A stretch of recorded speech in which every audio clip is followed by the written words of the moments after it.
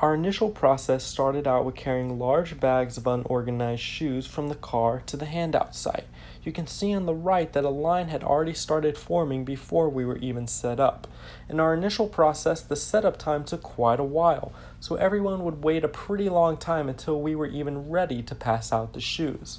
Once we opened the bags, we had paper labels indicating what size shoes were in each bag.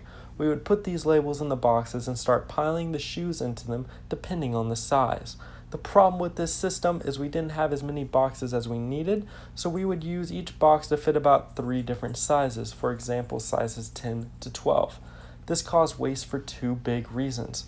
Once we piled the shoes up, the labels had become buried underneath them, so we would have to constantly check the shoe sizes to remember which box had which shoes. This was also a problem because when the customer would ask for a pair of shoes, we had to shift through a pile of them in order to find the right size.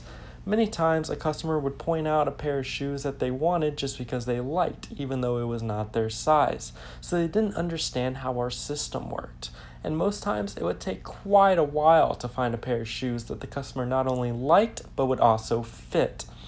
The line had also become very disorderly at times, as people tended to crowd around our table while yelling their size and what shoes they liked. This made it hard to hear the customers that we were trying to serve. There was also another issue of people coming behind our setup and taking shoes and just walking away. So we knew that there was waste in this process coming into it, but after we completed our first run of it, we noticed just how much waste is in the process, and we started thinking of ways to streamline it in order to make it more efficient and improve the overall quality. All right, this is our new and improved work area. We have a great tent that's transportable, so our entire workstation can be folded up, put in the car, and brought out to any site we need it on. And we have a couple of visual management tools here to help us with the setup process. So one of the things we'll do is we have tape here to let us know where each of the shoe sizes go, and all the shoes are able to come off, so we can put that in the car and easily transport it wherever we need to go and pop it back out here when we're ready to pass out shoes.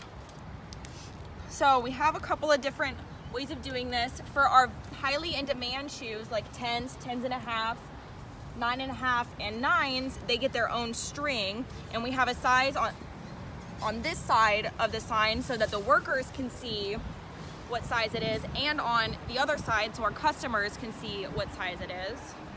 And then for our less in demand shoes like 8s and 8s and a half, they can share a string, and we just have it divided halfway down so that we know where the 8s and the 8s and a half are.